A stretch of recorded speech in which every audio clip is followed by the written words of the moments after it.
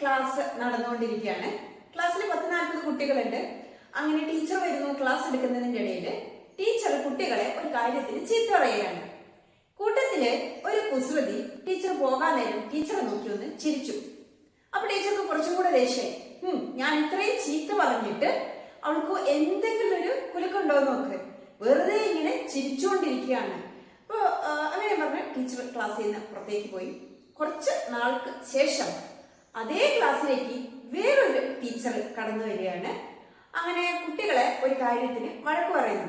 ഞാൻ മേൽ സൂചിപ്പിച്ച അതേ കുസൃതി ഈ പ്രാവശ്യം ടീച്ചറുടെ മുഖത്ത് നോക്കി അല്പം ഗൗരവത്തോടു കൂടി ടീച്ചർ പറയുന്ന ചീത്തയൊക്കെ ഞാൻ അക്സെപ്റ്റ് ചെയ്തു എന്ന രീതിയിൽ ഇരുന്നു.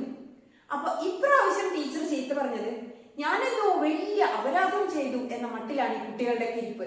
നിങ്ങൾക്കൊക്കെ ഒന്ന് ചിരിച്ചാൽ എന്താണ്, ചിരിക്കാൻ പോലും പാടില്ലാത്ത വിധത്തില് ഞാൻ ഇത്ര വലിയ തെറ്റ് ചെയ്തോ എന്ന്.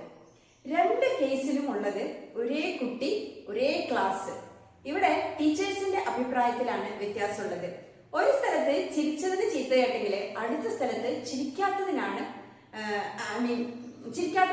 ചീത്ത പറഞ്ഞത്. ഇപ്പൊ ടീച്ചേഴ്സിന്റെ പെർസ്പെക്റ്റീവിലുള്ള വ്യത്യാസമായിരിക്കാം. ഞാൻ ചീത്ത പറയുമ്പോൾ അതിനെ ആ സീരിയസ്നെസ്സോട് കൂടി എടുക്കണമെന്നും ചിരിച്ചാൽ എന്നെ കളിയാക്കി എന്നായിരിക്കും ആദ്യത്തെ ആള് വിചാരിച്ചത്. പക്ഷേ രണ്ടാമത്തെ ആള് വിചാരിച്ചത് തെറ്റ് ചെയ്തത് കൊണ്ടല്ലേ ഞാൻ വഴക്ക് പറഞ്ഞത്, അതിന് ഇത്ര സീരിയസ് ആക്കി എന്നെ ഒരു കുറ്റക്കാരി ആക്കണം എന്ന് വിചാരിച്ചിട്ടായിരിക്കാം. എന്ത് തന്നെ ആയാലും ഞാൻ ഈ വിവരിച്ച സംഭവത്തിലെ കുട്ടി ആള് കൺഫ്യൂസ്ഡ് ആണ്.